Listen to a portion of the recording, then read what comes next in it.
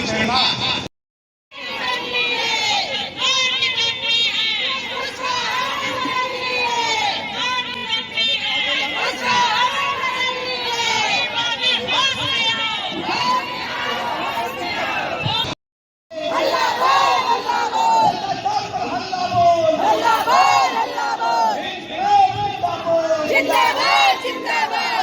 नमस्कार, आप देख रहे हैं अपना आंदोलन यूट्यूब चैनल।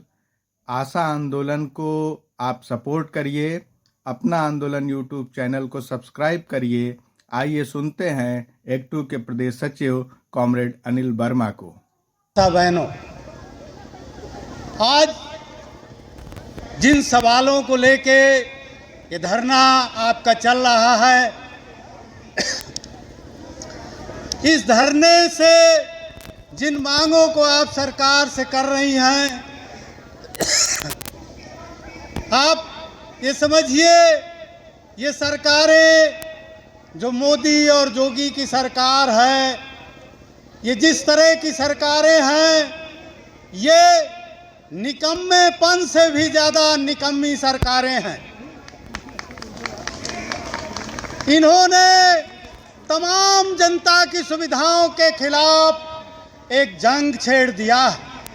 इन्होंने पूरी उल्टी दिशा ले ली है।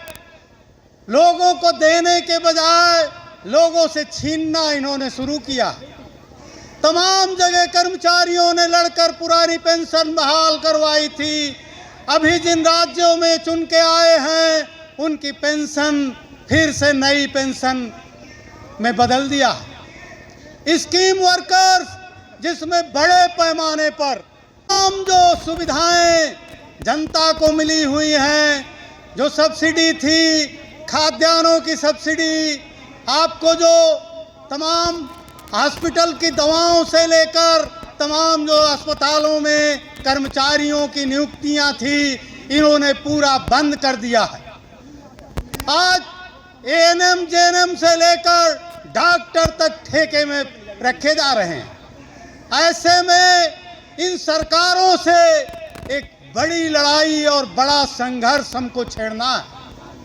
आज जिस सवाल को लेकर आप आई हैं, पूरे प्रदेश में 2 लाख से ज़्यादा आशा बहनें हैं, और ये आशा बहनें जिस समय इस सवाल को उठा लेंगी कि मोदी और जोगी को हमको उखाड़ फेंकना है, तो ये ताकत है आपके अंदर कि इनको आप उखाड़ के फेंक देंगी।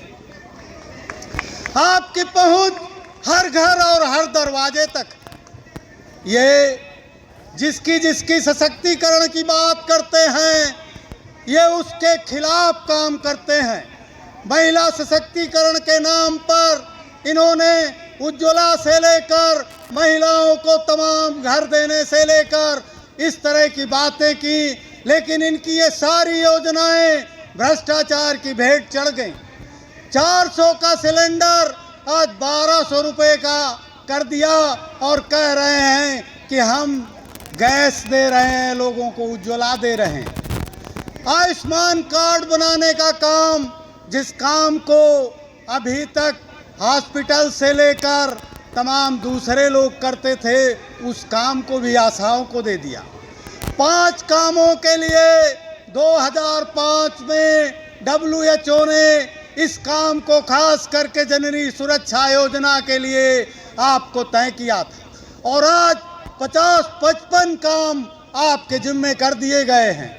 ऐसी स्थितियों में पैसा बढ़ाने के नाम पर ये कहते हैं कि आशा वर्कर्स स्वयं सेवी हैं, लेकिन आदेश देने के नाम पर इनके सरकारी आदेश जारी होते हैं, और आशा बहनों से काम लेने के लिए सरकारी आदेश जारी करते हैं। अगर स्वयं सेवी है आशा बहनें, तो क्यों तुम सरकारी आदेश उनको जारी करते हो? उनकी इच्छा होगी तो उन कामों को करेंगी, नहीं इच्छा होगी तो नहीं करेंगी। तुम इंसेंटिव की बात करते हो, और इंसेंटिव भ्रष्टाचार की भेंट चढ़ जाता है। हमारे जोगी जी और मोदी जी कहते हैं कि महिलाएं भ्रष्टाचार का बड़ा जरिया है, क्योंकि मोदी और जोगी ने विवाह नहीं किया, इसलिए वो भ्रष्टाचारी नहीं होंगे।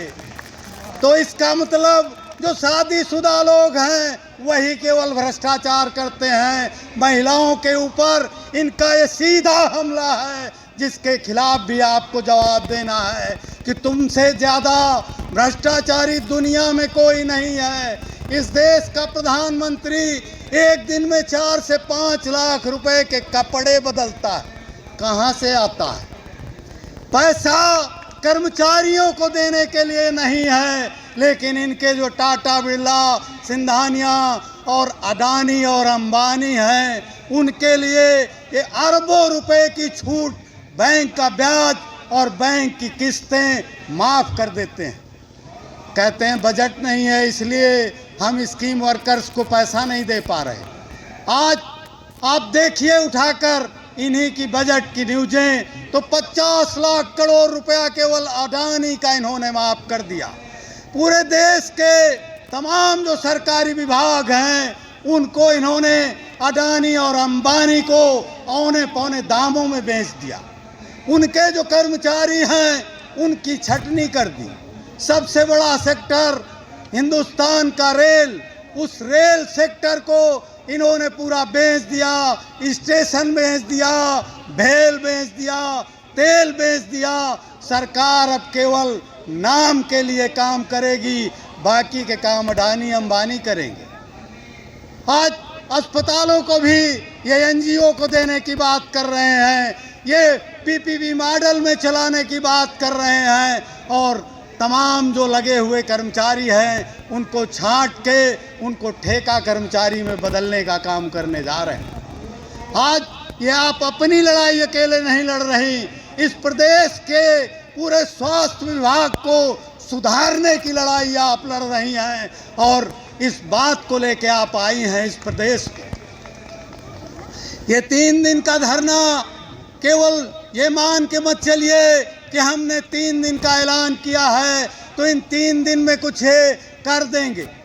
निश्चित रूप से ये चुनावी वर्ष है और इस चुनावी वर्ष में संघर्ष तेज है। ये पूरा आज आपका इको गार्डन तमाम धरनों से भरा पड़ा है, तमाम तरह के लोग धरना दे रहे हैं। ये इस दौर में लोगों को अगर ये लगता है कि इस दौर के धरनों से कुछ चीज़ें निपट जाएंगी, तो ऐसी बात नहीं है। इस सरकार ने जो नीतियां ली हैं, जिस नीति को लेके सरकार आई है, उस नीति में इन्होंने कर्मचारियों के खिलाफ पूरा योजनाएं बना रखी हैं, पूरे कानून बदल रहे हैं। थोड़ा पानी राना, थोड़ा पानी। ये पूरी योजनाएं बदलने का काम कर रहे हैं, पूरा संविधान बदलने का काम कर रहे हैं। ये लेबर लॉ 3 कोड में बदल के 44 लेबर कानूनों को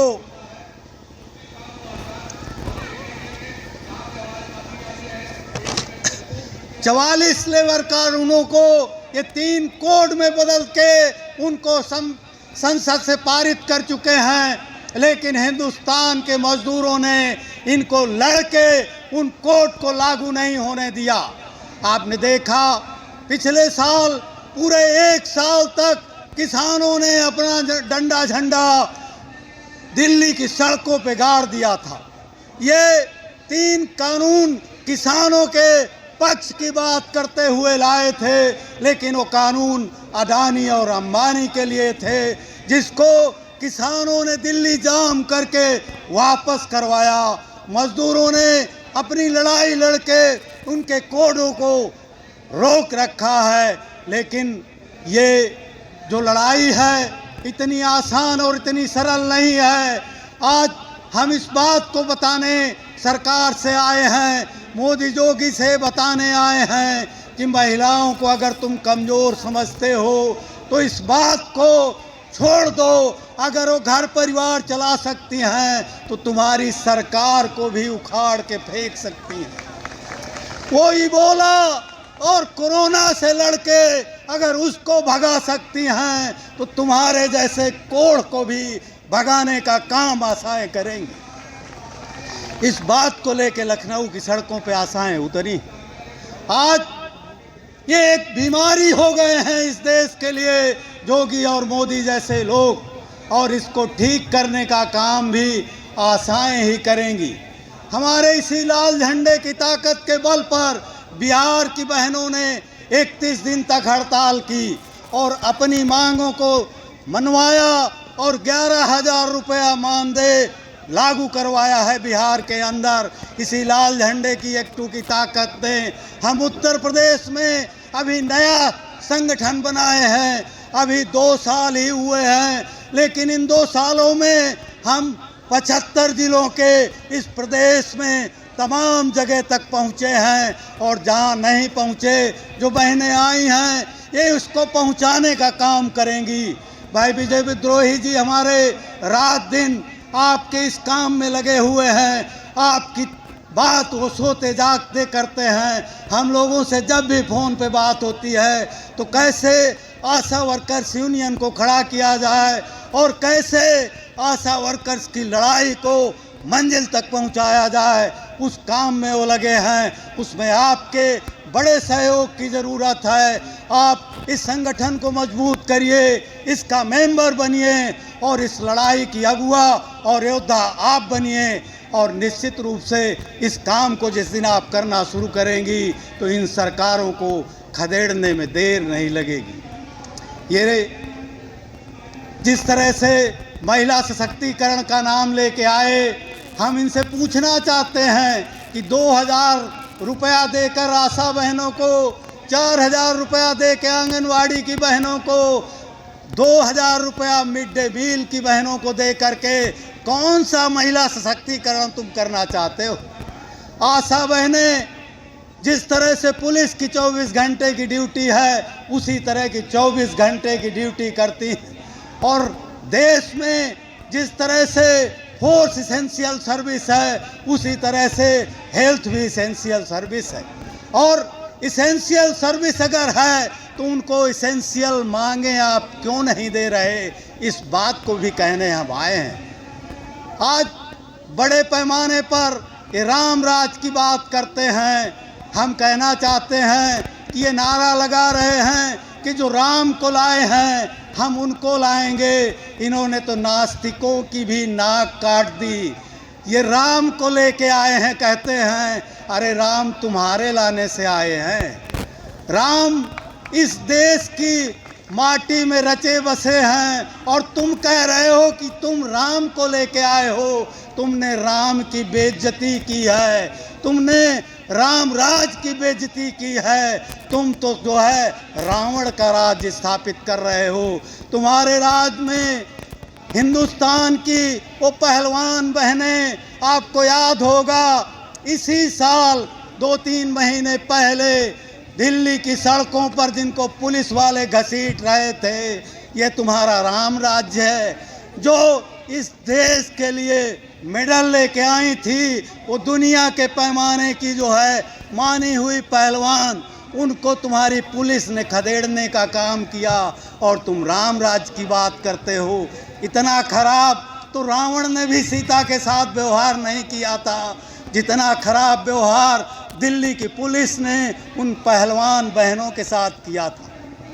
ये जिसके बात करते हैं उन पहलवान बहनों का दोष क्या था? इनका एक सांसद उनके साथ बदसलूकी किया था, उसको बचाने के लिए इन्होंने उन पहलवान बहनों को घसीटा। तो इस बात को हम इसलिए कह रहे हैं कि ये महिलाओं के पक्षधर नहीं हैं, ये महिलाओं के हिमायती नहीं हैं, उनका सशक्तिकरण नहीं करेंगे, बल्कि इनके राज में लगातार महिलाओं के साथ दुर्व्यवहार और इनके लोग दुर्व्यवहार कर रहे हैं। एक घटना 5 महीने पहले बनारस हिंदू यूनिवर्सिटी की है। एक लड़की को इनके आईटी सेल के गुंडों ने घसीटा और उनके साथ रेप किया था, जो 6 महीने तक घूमते रहे, इनका चुनाव प्रचार करते रहे। मध्य प्रदेश में उनकी गिरफ्तारी अभी इसी महीने हुई। ये इस तरह की महिला सशक्तिकरण की बात करने वाले लोग हैं। तो इसलिए अगर इनसे कुछ लेना है, इनसे कुछ पाना है बहनों, तो तो इनसे दो दो हाथ करने की तैयारी करना पड़ेगा। आप जिस दिन इस हैसियत पे खड़ी हो जाएंगी कि इनको खदेड़ना है, इनसे दो दो हाथ करना है, तो इनकी औकात नहीं है कि आपको मानदेय न दें।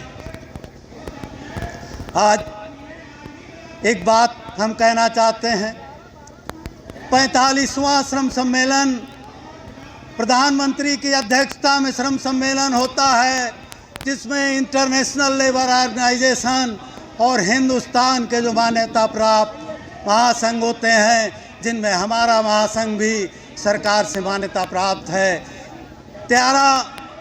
2013 में मनमोहन सिंह की अध्यक्षता में वो श्रम सम्मेलन हुआ था, जिसमें इस बात को माना था श्रम सम्मेलन ने कि आशा वर्कर्स स्वयंसेवी नहीं हैं, कर्मचारी हैं, और उन्हें कर्मचारी का दर्जा देते हुए उनको सारी सुविधाएं देना चाहिए। मोदी जी जब आए 14 में, तो उन्होंने श्रम सम्मेलन नहीं बुलाया। बड़े लेबर ऑर्गेनाइजेशनों के दबाव के बाद सन 17 में उन्होंने श्रम सम्मेलन बुलाया, और उस श्रम सम्मेलन में भी हम लोगों ने जोरदारी से उठाया था कि आशा वर्कर सहित तमाम स्कीम वर्कर्स को कर्मचारी का दर्जा दिया जाए। और उस श्रम सम्मेलन में जिसकी अध्यक्षता खुद मोदी कर रहे थे, उसने भी माना कि आशा वर्कर सहित तमाम स्कीम वर्कर्स कर्मचारी हैं और उनको कर्मचारी की सुविधाएं देना चाहिए।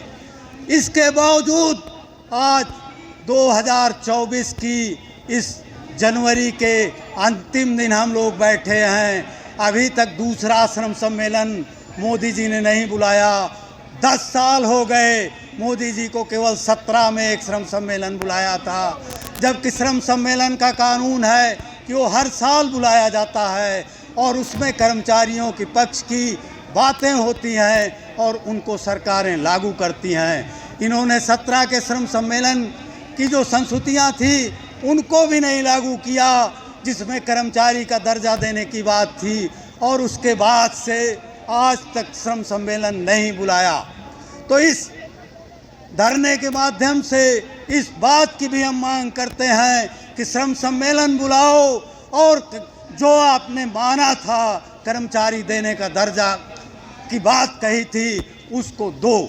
लेकिन अगर तुम नहीं देते हो तो हमने तय किया है कि हम तुमको चैन से बैठने नहीं देंगे। इस हिंदुस्तान के पैमाने पर हम लोगों के महासंघों ने तय किया है कि इसी फरवरी का जो अगला महीना है, कल से शुरू होने जा रहा है, उसकी 16 फरवरी को पूरे देश की आशा बहनें एक दिन की हड़ताल करेंगी और हमारे उत्तर प्रदेश में भी वो अभूतपूर्व हड़ताल होगी।